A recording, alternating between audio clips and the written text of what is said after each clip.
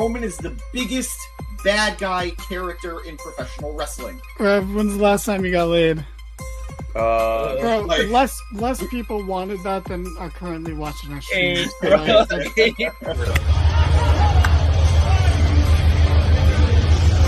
And you know Vince, and you still think, are these true? It's like... Welcome to the Mark It Down podcast. Oh, that was definitely not the right intro, but it's fine. It was close enough.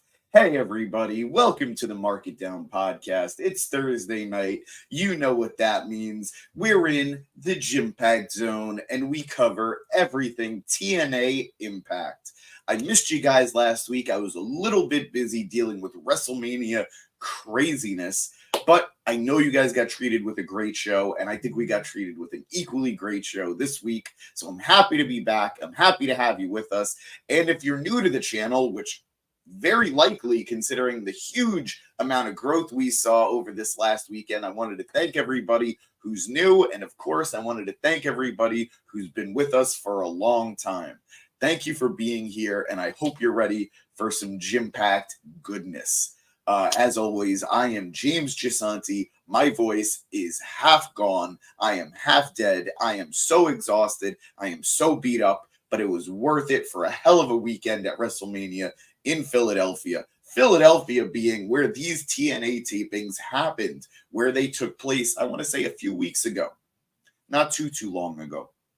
I see in the comments, we already have some familiar faces. You know it. Hope you're having a good night. That last comment I can't put up here, but you know what you do with the misses, that's your business. Just have a good time. Be safe, everybody. And Eric, TNA did not end 2 hours ago. It didn't even end an hour ago. It ended like 47 minutes ago. There is a difference. But let's get started. Let's get into the action, because that's how TNA started tonight, with the action. As the show is starting, we have Josh Alexander and Alex Hammerstone just going at it, beating each other down, fighting in the outside the ring, just absolutely brawling, absolutely taking it to one another, with Josh Alexander getting busted open. And despite multiple attempts to separate them, it isn't really until Tommy Dreamer comes down and tries to calm the situation that he's able to get Josh Alexander to go into the back. Like I said, a busted open Josh Alexander to go into the back. Dreamer then enters the ring, and he tells Hammerstone that they are in front of a Philadelphia crowd, the best fans in the world, the best fans of professional wrestling in the world, and that he tells Hammerstone that he was in TNA because of him, meaning himself, Dreamer. Dreamer tells Hammerstone that there is too much going on tonight for them to be brawling before Rebellion, the big pay-per-view that we're building our way to in just a couple of weeks. Dreamer tells Hammerstone to please head to the back, and as Tommy is about to head out of the ring, Hammerstone nails him from behind, hits him with a whopping clothesline, and then locks him in with the torture rack. This brings back Josh Alexander to make the save, and Hammerstone runs away. Dreamer then made the announcement that at Rebellion they would battle in what will now be a last man standing match. I think that is an excellent way to go, an excellent way to cap this trilogy, because they've already had two excellent matches. Guys, I'm so sorry. They've already had two excellent matchups already, and this new dynamic, this new stipulation is definitely going to set this third match apart from the first two. Very much looking forward to it. We then move forward to our first title match of the night. Can't confirm. I think it's our only title match of the night, as the digital media champion, Crazy Steve, took on Laredo Kid.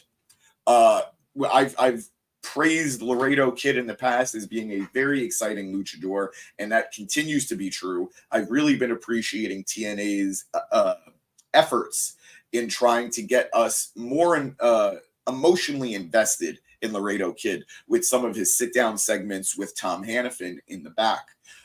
Crazy Steve, it's nothing against him. I was happy when he won the Digital Media Championship, But the truth is, I don't think they've really been utilizing him the way they should. I don't think this run has been highlighting him the way it should. But I know it's like Dreamer said, there is constantly a lot going on in TNA. And while I don't necessarily think there are too many titles in TNA, I do think that with only 2 hours of programming a week, I guess 3 if you include Explosion, there's only so much TV time to go around, and somebody is going to get lost in the shuffle. And Crazy Steve seems to be that guy lately. It's saying, tell Santa Claus that Philly has the best fans, LOL. I don't agree with Dreamer. I'm a New Yorker, born, raised, proud. I think we bring the heat. But having been to a Philadelphia show somewhat recently, got to give the Philly fans their props too. They have plenty of energy. They have plenty of passion. And that's what you want when you go to a wrestling show, no matter the company. But the match itself was fine. Crazy Steve doing his best to be aggressive in the ground game and doing his best to really get into the head of Laredo Kid. So much so with the finish, seeing Steve attempting to rip at the mask of Laredo Kid. And if you guys know luchadors, they don't like their masks being messed with. This gets Kid to finally snap, and after landing some big shots in on Steve in the corner, he refuses to let up, and he shoves the referee. Big no-no, Laredo Kid. Big no-no. And that forces a DQ. As he tries to talk to the referee, as he tries to explain himself, Steve attempts to hit him with the championship belt. Laredo Kid dodges it, and as he's about to try and do the same himself and hit Steve with the Digital Media Championship, Steve runs out of the ring, leaving Laredo Kid standing tall in the middle of the ring, holding the championship. I don't know if we're going to see this match run back. They definitely left it open for a rematch with a more definitive finish, but we shall see. Laredo Kid, definitely a popular luchador in TNA. And like I said, I don't think I'm the only one that thinks Crazy Steve's digital media run hasn't really been living up to what should have been an enjoyable title reign. We then move forward where it's announced that Against All Odds this year will take place at Cicero Stadium in Chicago, Illinois on June 14th. Yes, because guys, Chicago doesn't get nearly enough wrestling. I know they're a very, forgotten market. WWE and AEW never go to Chicago. So good for TNA for throwing Chicago a bone. Backstage, we have what to me was a very heartwarming segment as Alex Shelley apologizes to his Time Machine partners, Chris Sabin and Kushida, saying that he's been wanting to do things on his own for a while and it hasn't been working. He knows how good they all are, but they're better together. A sentiment that Chris Sabin definitely reiterates and definitely agrees with. This then leads to a group hug between the three, and all is right in Michigan. For now. Trying not to get too worried about it. We then have a tag team match as the ABC, Ace Austin, and Chris Bay took on First Class. AJ Francis and Rich Swann's first interaction as a tag team. I gotta tell you guys, you know me. I'm a huge Ace Austin fan. I am a huge Chris Bay fan. I think the ABC have been the best part of Bullet Club, no matter the company lately. I think Ace Austin and Chris Bay are the future of TNA. And now that Ace Austin has re-signed with TNA, I think it's only a matter of time before these men either go their separate ways amicably or have an unfortunate split, which seems possible lately, and one of them goes on to win the TNA World Championship. I think both of these men are capable of it, but I've always loved them in the tag team division here in TNA. That said, I've been more forgiving than a lot of people when it came to AJ Francis. I think this is a guy who is perfect for what TNA does.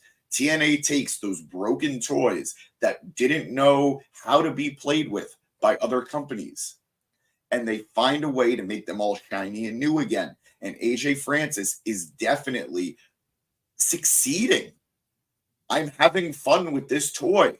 He has figured out a way to work with Rich Swann. And despite this being their first tag team match, there was a lot of chemistry, in my opinion. I think Francis has definitely gotten a hold of what this new character is supposed to be, addressing a lot of his faults that we saw in his first major run in professional wrestling in the WWE.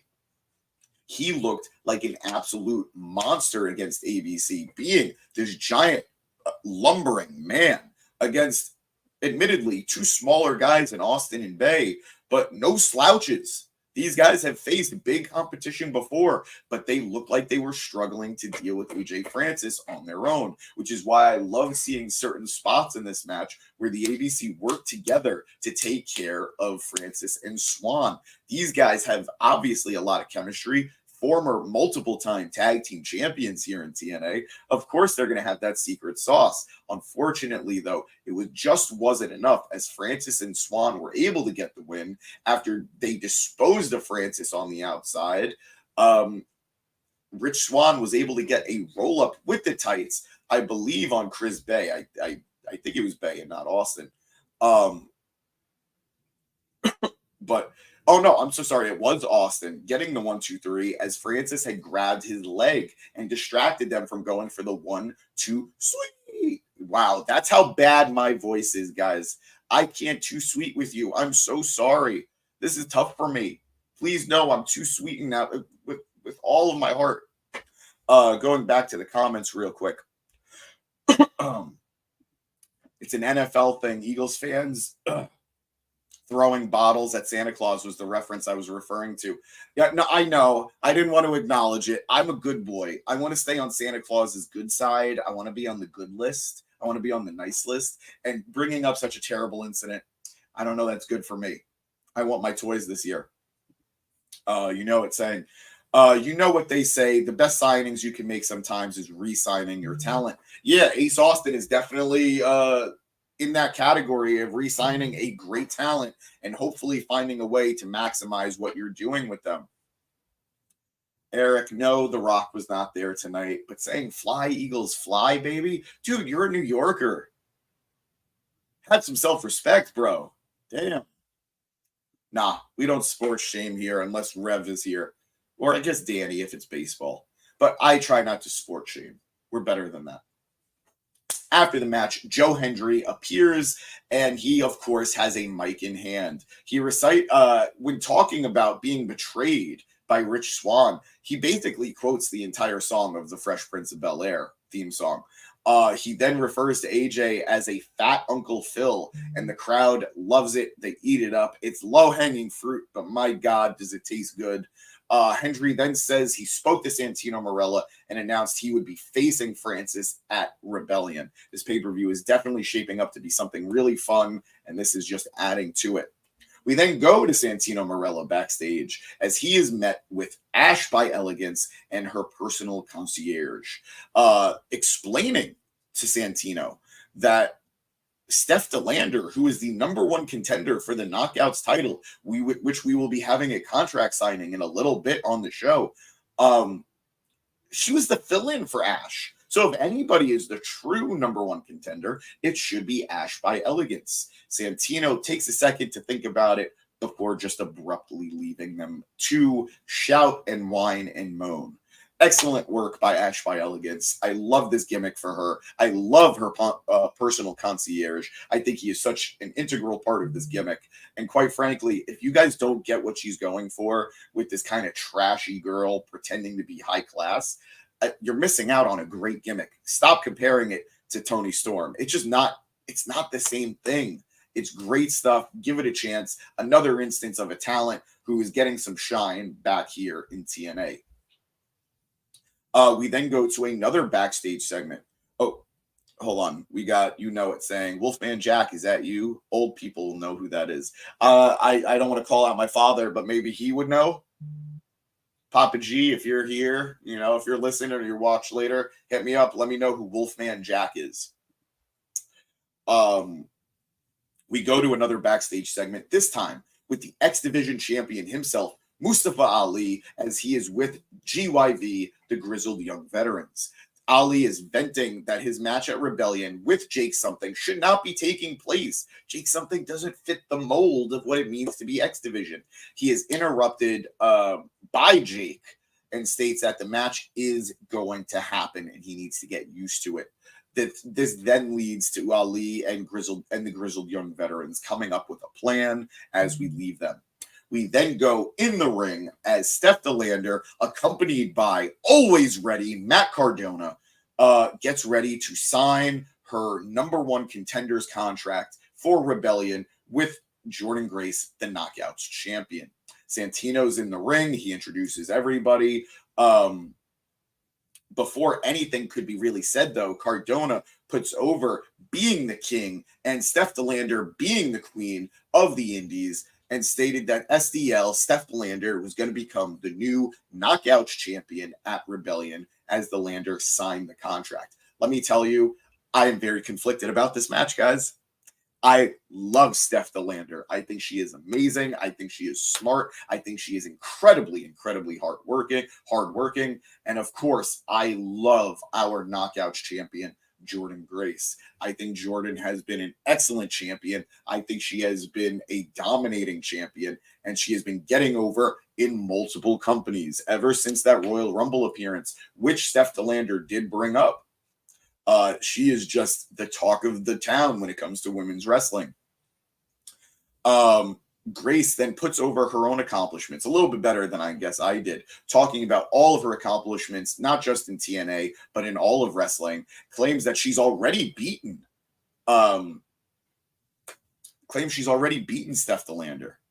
She's also beaten Matt Cardona. Cardona also mentioning that he beat her for the Digital Media Championship. It's kind of true. It was epic. It was pretty cool.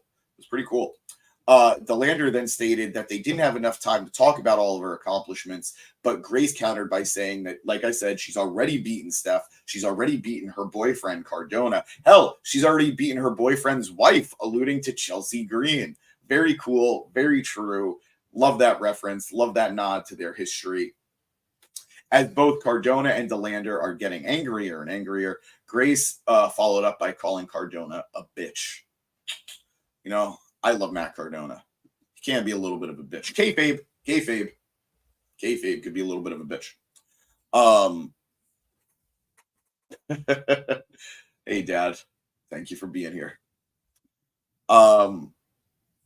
Eric saying, PCO being a prominent part of the show makes me sneer at the idea of Scott taking over for AEW. Dude would bring back Sting and make him AEW champion. You do realize Scott D'Amore isn't in the company right now, right? You know, none of this was booked by Scott. This was TNA. But you know it's saying Paul Harvey had a cool voice too. Excellent reference, I believe. I don't know. But going back to the segment, as Cardona is going nuts and the fans were chanting bitch, Jordynne Grace finally signs the contract. Grace and Steph are shaking hands, but Jordynne will not let her hand go. This then leads to a brawl. Matt Cardona getting involved, making sure Steph gets the upper hand, and then Steph DeLander chokeslamming Jordynne Grace through the table and then posing with the Knockouts title. There is not a bad pick for this match, guys. No matter who is Knockouts champion coming out of Rebellion, TNA is going to be in a good place. In fact, maybe we are better off with a title change if this helps Jordynne Grace get a little bit of that angry side that I've been claiming she really needs. A heel turn might do wonders for this character. Going backstage, we have Masha Slamovich cutting a promo in Russian before she is interrupted by the system. Eddie Edwards telling her that Alicia and her would make a great tag team, and this is an offer she should think about. Masha then responds to them in Russian, and Eddie, Alicia, and Brian Myers are confused, stating they might need to hit Google up for that one. Hit that Google Translate because they have no idea what she said. I thought it was a funny bit, and I'm sorry I missed last week. I missed what happened on Impact. I know Killer Kelly's status has been a little up in the air, but I really hope this isn't the end of MK Ultra. I'm a big fan of Killer Kelly. I'm a big fan of her team with Masha Slamovich. So hopefully it's not the end, but I wouldn't be upset if Masha did go on to win the Knockouts title herself. It's only a matter of time before she wins singles gold in TNA. Well earned. Moving on. We have another video promo with Jonathan Gresham in a boardroom full of people reflecting on the masks he wears in life and what it means to him. They are definitely doing their best to give Gresham some depth and some new character work to bite into. I don't necessarily know this is the right stuff, but I'm willing to give it a go. He's never really been known for his character work, so I'm happy to see any effort put into this and not just see him be a really, really, really proficient mat worker. So let's give it some time. So far, it really hasn't hit with me, but I'm sure it will come. Here's hoping, at least. We then moved back to the ring as Moose from the system, with the system, took on Trent Seven in a non-title match. Our world champion making quick work of Trent Seven, in my opinion. Seven looked like he was going to get the win. He was trying to set up a burning hammer. Guys, we got to know better. It's 2024. That move almost never gets hit, and when it does, it almost shouldn't be. He was met with a massive spear instead by Moose, and he picked up the 1-2-3. After the match, the system gets in the ring, looking to do more damage, but Speedball Mike Bailey entered the ring and tried evening the odds. Bailey was cornered pretty quickly. He tried to hold on for himself. Didn't quite work, but this did bring out Time Machine to make the save. Backstage, the system finally get there and they confront Santino, who says he can only keep his eye on so many people at once. They were angry about what took place, but given these shenanigans and given what he heard from the system, it sounds like they want to defend their tag titles against the Motor City Machine Guns ahead of their match with Speedball Mountain at Rebellion. Yes, please. Very ready to get these tag titles off Brian Myers and Eddie Edwards. Not a knock on them. I think they're great, but I would like an actual tag team to hold the tag team titles. This then led to another tag team title match being made for Rebellion as the Decay approached Santino, saying that they want another shot at the Knockouts tag team titles.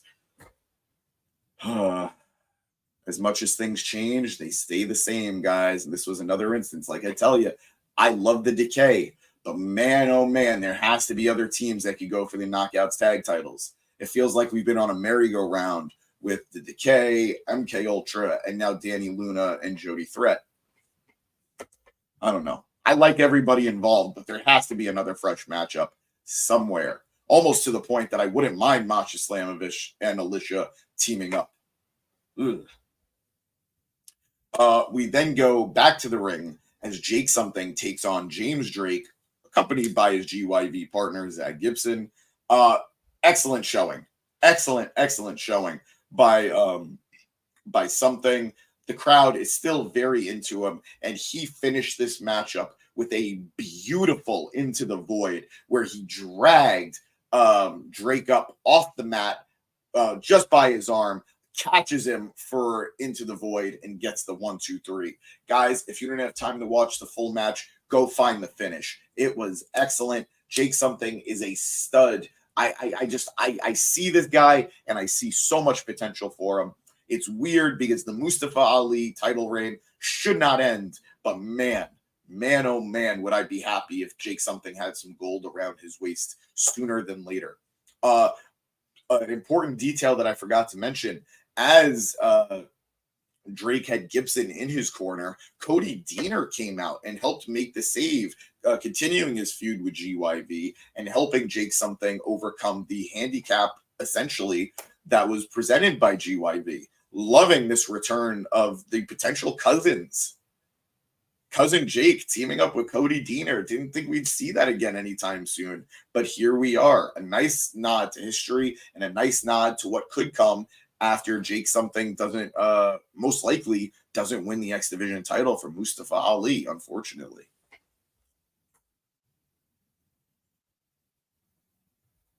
Wait, are you talking my t-shirt?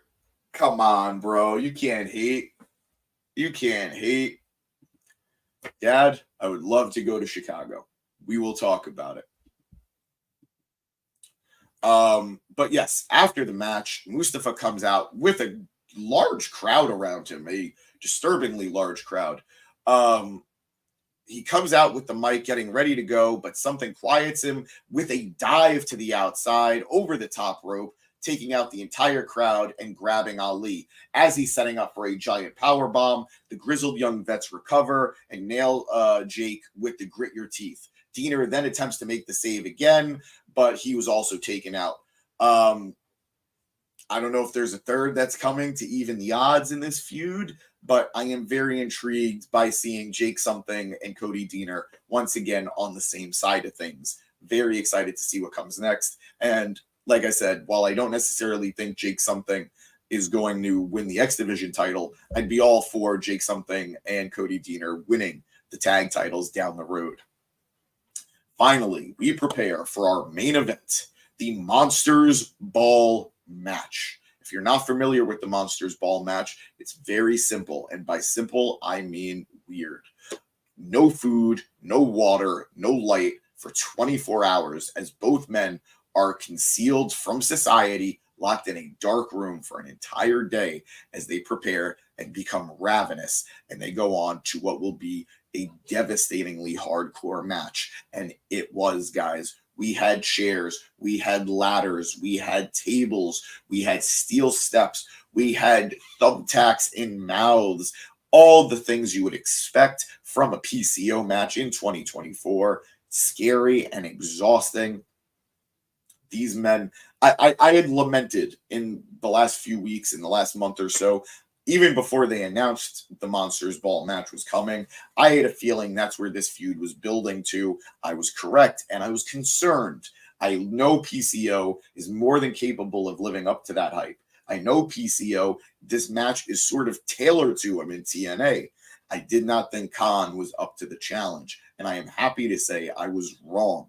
I'm still not completely sold on Khan being the baddest man in TNA, but he more than lived up to his side of the bargain. He more than lived up to his side of the match. And these guys delivered a just gnarly back and forth. Khan being sent through the table from the top rope. Khan hitting a nasty apron bump as PCO knocked him off the top rope, back first onto that apron. It was rough. PCO going through a metal ladder on the outside. Yowie, wowie, that was rough.